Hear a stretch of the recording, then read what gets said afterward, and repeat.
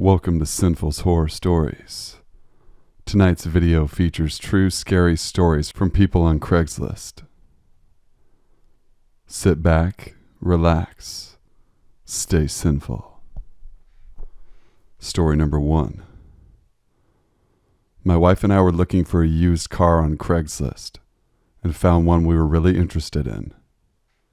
We contacted the seller and told him we could meet him at a very public mall in an hour. He responded that he wouldn't be available until after he got off work at 5. We agreed to meet him at the mall at 5:30 p.m.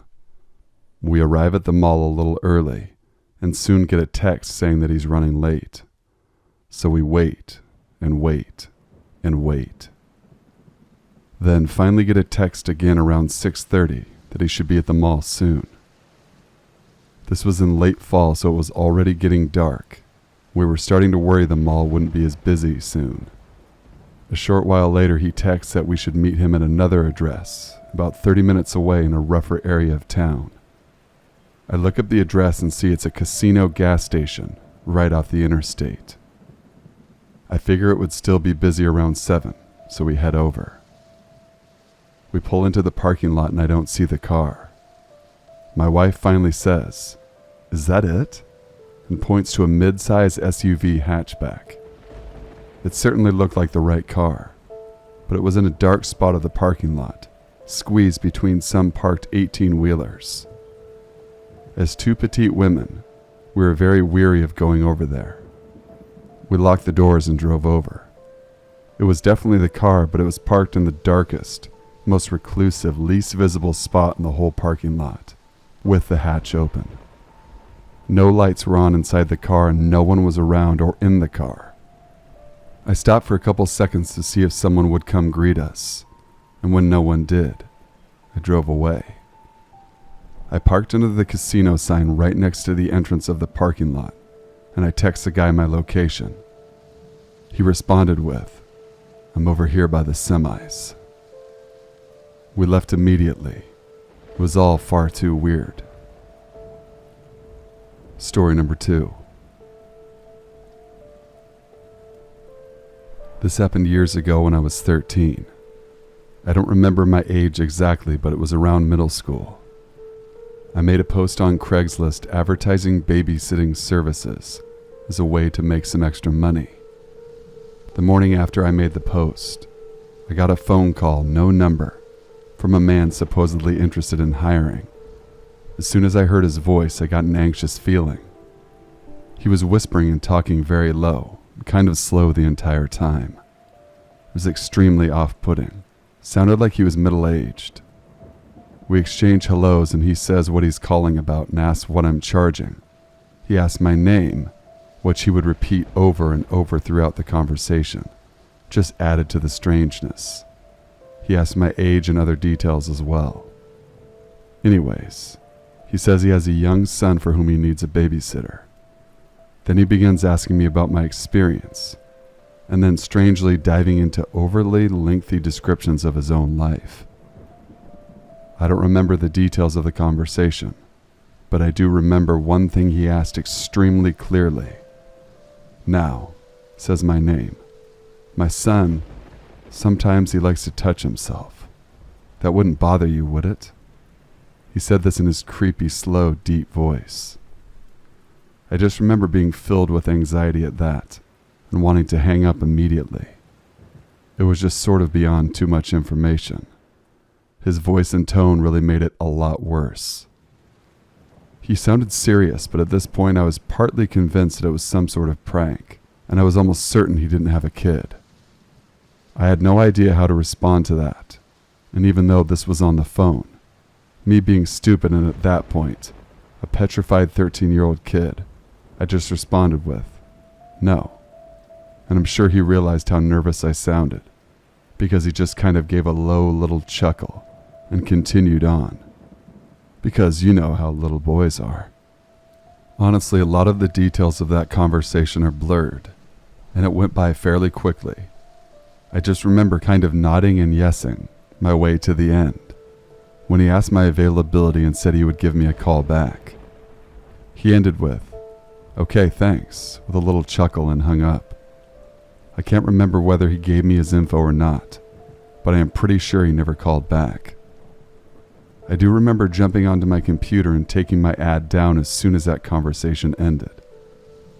I felt like crap after that phone call and wondered whether that was a normal discussion for an adult to try and have with a potential child babysitter. Story number 3. First, let me set some context to the story.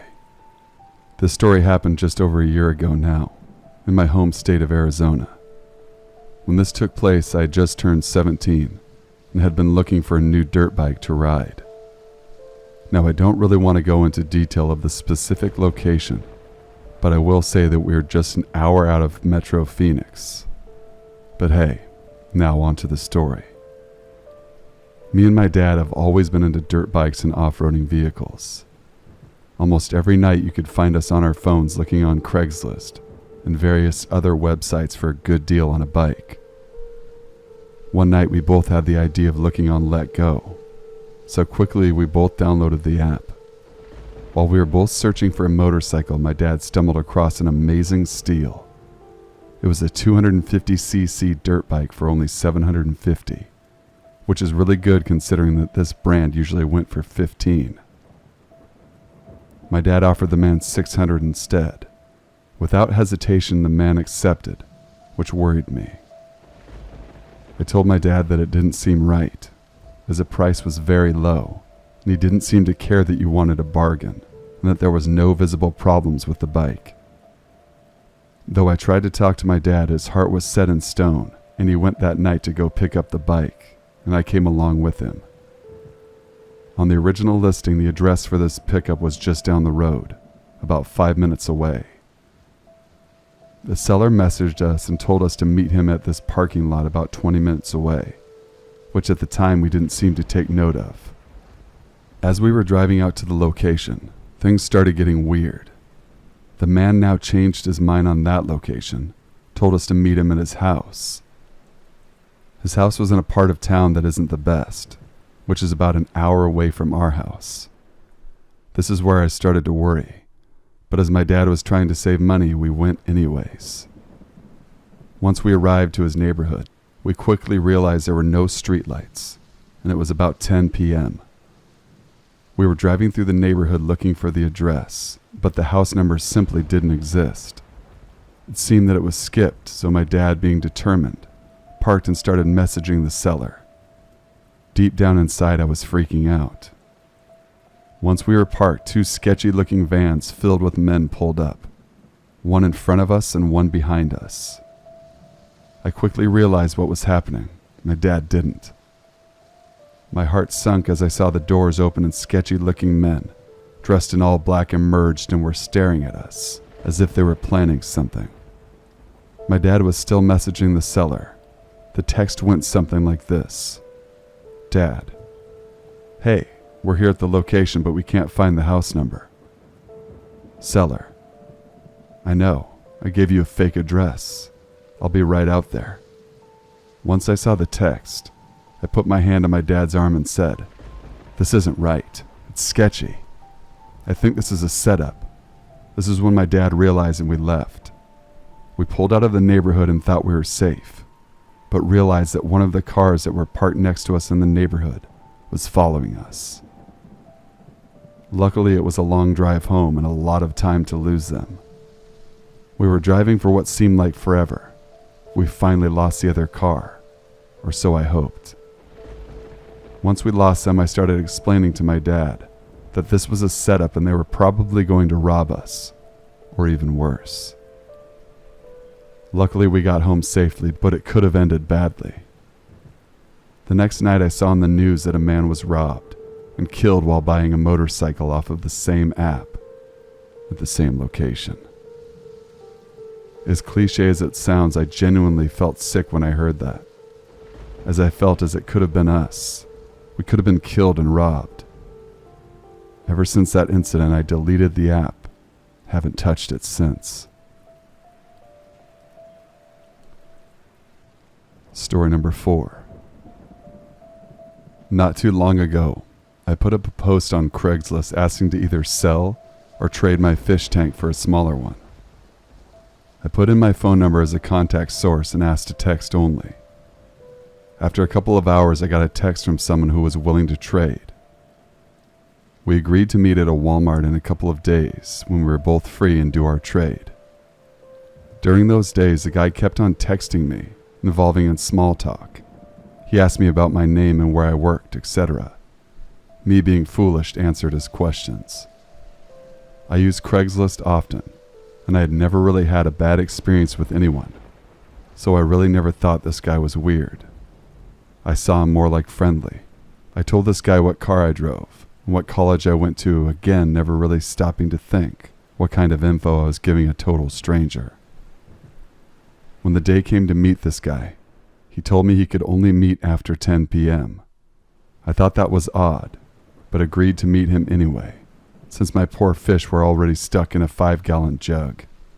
So me and my boyfriend drove to the Walmart at about 10:15 and got there in 20 minutes. The guy texted me and said he was already there in a yellow old Camaro. I replied saying, "We are here."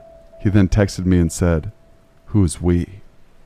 At that moment I realized something was really off with this guy, and I replied by saying, "My husband and me." That was a lie, but I felt he should know I wasn't alone. He never responded after that text. My boyfriend and I went around the parking lot a couple of times, looking for the yellow Camaro, but we never found it. I tried calling the guy and he ignored my calls. We decided it was best to just leave. I don't know what would have happened if I had met this creep by myself, or even with my boyfriend there, but I have a feeling it would have not been something good. I removed the post from Craigslist that night, saved the creep's phone number just in case he tried contacting me again. Story number 5. I just moved into a new house over the weekend and just paid the first month's rent. I signed a year lease. The house itself is okay for being built in the 30s. Lots of work to be done. Weird layout, unfinished porch. Okay, it's a shitty house, but I had to take what I could get. When I saw the house posted on Craigslist, I immediately called the number listed and asked if I could view it that day or another day during the week. Right off the bat, the dude gives me a weird vibe. Not really creepy yet, but definitely annoying. We arranged to meet that Saturday so he could show me inside of the house. He texted me every day multiple times to make sure you're absolutely certain you want to view the house, because I don't want my time wasted. I assure him several times that I literally live 5 minutes away, and I will be there on Saturday, no question. I should mention I found the house for me and my elderly father, who was in a wheelchair to move into. The landlord was out in the yard waiting with a huge smile on his face. I waved hello, and then went around to the passenger side of my door to help my father out of the car and into his chair. The landlord's face immediately changes to a scowl. As we approach him, my dad holds his hand out for a handshake, when he just looks at me and says, "I thought it was just you," while completely ignoring my dad. I awkwardly tried to explain. I didn't think to mention it since he didn't ask. So he goes ahead and shows us the house. It's livable, so we give him the deposit. All is well. We moved over the weekend and paid the rent on the 6th. The landlord told me he would need access to the house today to do some plumbing work. I say no worries, but I'll be at work, so I'll leave the key above the door. I typically get off at around 12:30 p.m. and told him as such. At around 10, he texted me again wanting to confirm that I was absolutely not going to be there before 12:30 because a safety hazard. I say yes, I will be there after 12:30. Actually, I ended up getting off pretty early. I was headed home at 11, and I'd figured I'd just pop my head in and tell the landlord I was here, but I would stay outside. Now, remember when I said the layout of the house was weird? It's because the front door leads directly into a bedroom. This is my bedroom. There's another door to the left, and that's the living room, which leads into the kitchen and back room and bathroom. I turn the doorknob and it's unlocked. When I walked in, all I see is my landlord just hightailing it out of the room, through the living room, kitchen, back room, and out the back door. I then see his car race out of my driveway. Weirded out, I walk back into the bedroom, only to find my underwear drawer open and strewn about. My nightstand was open too. I don't know what to do at this point because I'm kind of stuck here. It's hard to find housing with my credit, and even harder finding a place that is wheelchair accessible. So creepy landlord, as much as I'd like to say let's not meet again, I know I'm going to have to deal with you for 12 more months. Please leave my underwear alone, you fucking creep. Final update. It's been an eventful couple of days. I can't disclose a lot of information because my lawyer has advised me not to, but I can tell you guys that according to my lawyer, I absolutely will get all of my money back. I moved all my belongings into storage, and we are currently staying with family. Long story short, I took your guys' advice, and I bought a night vision motion sensor camera. This works incredibly in my favor because I caught my landlord on camera coming to my house at 2 a.m., trying to look into my window. We were at the motel. With this evidence, my lawyer has pretty much assured me that this will go in my favor. I'm working on getting my father approved for disability. Several kind Redditors in my area have offered me temporary and even permanent housing. I cannot express to you guys enough how thankful I am for your help. Thank you guys for watching and listening. Please be sure to leave a like, comment, share, and subscribe for more videos. Email your true scary stories to thesinfulsavant@gmail.com to have your story featured on an upcoming video. Until we meet again, stay sinful.